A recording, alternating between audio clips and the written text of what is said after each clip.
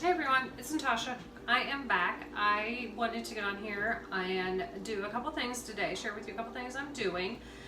I took the rest of the bones and the vegetables that I did the chicken thighs and broth with the other night and went ahead and cooked that down, and now I have some amazing tasting broth that I'm going to put in jars and have it on this shelf, because you can never have too much chicken broth, especially going into winter to make soups and casseroles and all kinds of good stuff. So I went ahead and I clarified my broth by running it through cheesecloth. I got rid of all the impurities and any of the pieces that would make it not look pretty on the shelf. So I'm going to go ahead now and put it into quart jars. I've already got several jars of pints of chicken broth, so I really didn't need any more pints. And when I'm making soups and things, quarts are really what I need, because they well, you know, I don't have to open so many jars and ruin so many lids that way. Okay, a little bit more broth in there, and since this is just broth, there's no meat in this. When I go to pressure can it, I will pressure can it for 25 minutes at 10 pounds of pressure. That's my elevation, so I won't have to pressure can this as long as I had to pressure can the chicken thigh meat and broth, because of course it had meat in it, so it takes a lot longer. So that's why, especially when you're wanting to do a shorter time period, that you make sure that you do clarify your broth to get all those pieces of meat out of there. Just a little bit more on that one.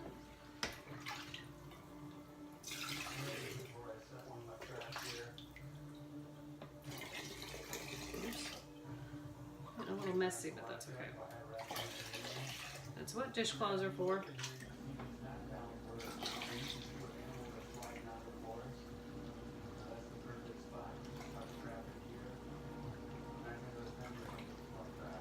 Okay, there is 3 quarts.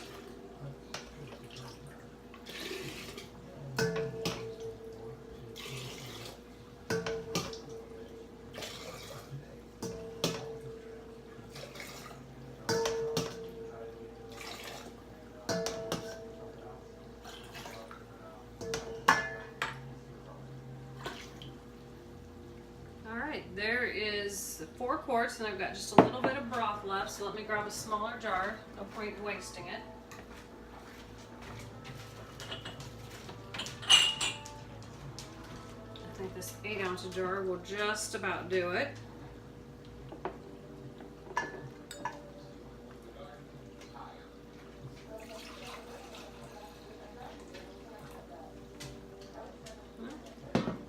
There we go. And I am going to go ahead and get that ready to put into the canner. And then I'm going to bring you back and show you another treat that I have today that I'm going to put in the dehydrator. So, thanks for watching.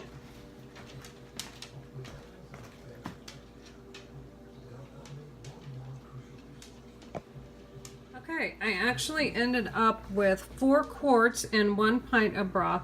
I just wanted to show you the gorgeous color of that broth. That's what you get from letting your bones and vegetables sit in the roaster for 48 hours. You get some amazing rich broth. You can't get that rich broth in the store.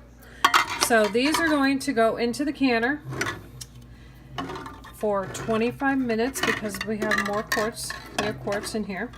And then when I take them out, I will bring them back and show you what they look like.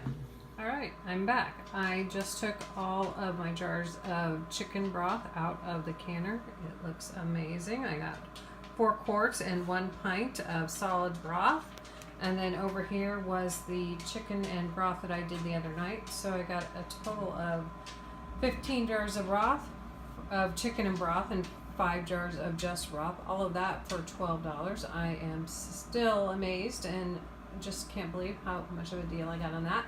So moving on, we're going to do another little thing. We're going to move on to the dehydrator and dehydrate some fun things that I found at Walmart on clearance yesterday. So okay, these are what I found on clearance at Walmart yesterday. I got 3 packages, 1 lemon cream cake on clearance, 1 vanilla cream cake, and then another vanilla cream cake, and I am going to put them in the dehydrator and dehydrate them.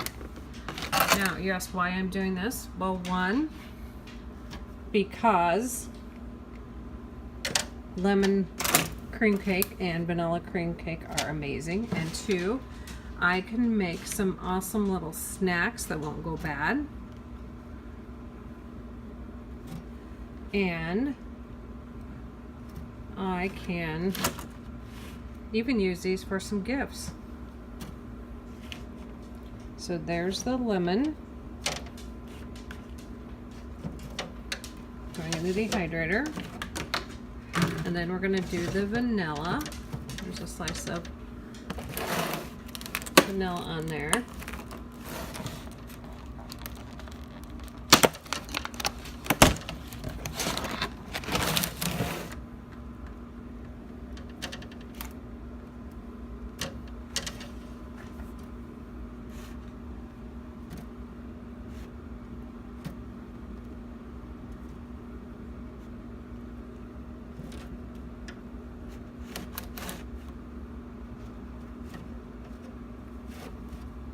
Now, if some of these slices are bigger than you think they should be, or if you think you want them thinner, go ahead and cut them in half.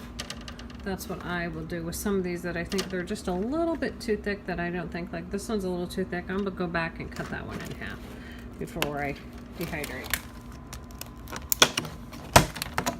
them. You'll have to excuse me. I want to drag the tripod out just to record this a little bit here.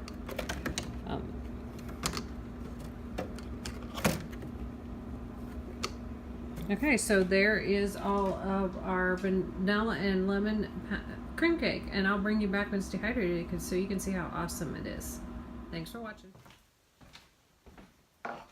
Okay, I am back. I have taken the slices of vanilla cream bread and lemon cream bread out of the dehydrator.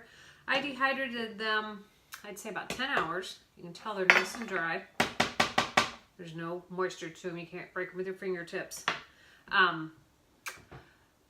For about 145 degrees for about 10 hours to make sure they were nice dry. I didn't want any moisture in them whatsoever, because what I'm going to do is I'm going to jar these up, and then I'm going to vacuum seal the jars, and then I'm going to use these as snacks. Now, what's nice about this, I'm going to go ahead and cut them now. Super easy to slice through them. You could slice them before you dehydrate them, but to be honest, they're so crispy it's easy just to do this. A couple of them crumble, but that's okay. Those will just make nice snacks for me.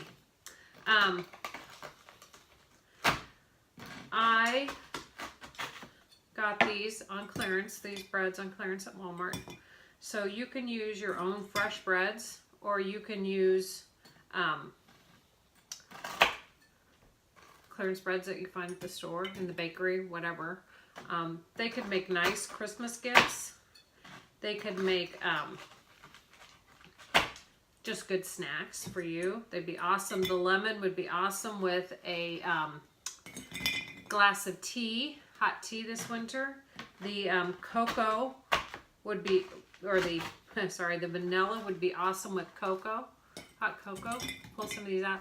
Kind of reminds me of biscotti in a way, but better than biscotti, because I think biscotti sometimes isn't very flavorful. So these are perfect because you can dip them in the tea. And what I think is so cool is if you wanted to give these as a gift, look at the presentation of this jar. Wouldn't that be amazing? Now you can use a smaller jar, obviously for one person. You just use a quart jar. Right now I'm just storing these for our purposes, so I'm using a ½ gallon. But if you're doing them for a gift, go ahead and put them in a quart-sized jar. Like I said, I may have wanted to go ahead and slice these before, but that's okay. Live and learn. And if you want to critique my knife skills, I know some of you are like, oh my God, she has horrendous knife skills. Okay, whatever. I never said I was a perfect